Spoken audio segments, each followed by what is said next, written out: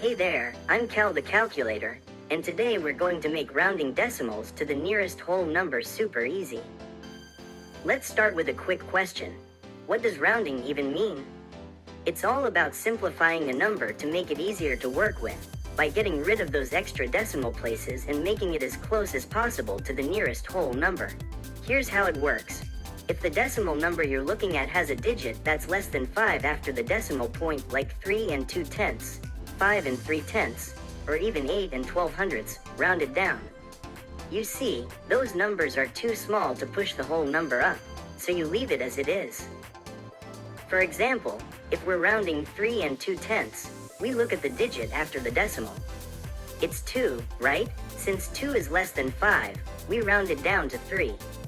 But what if the number after the decimal is 5 or greater? That's when we round up. So, if the number is 3 and 6/10, 5 and 72/100, or even 8 and 9/10, we bump up the whole number.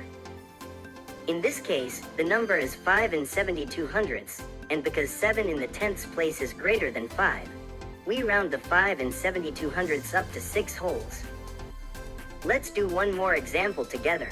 What if we have 8 and 4/10? Look after the decimal point, which is to the right of the whole number, it's a 4.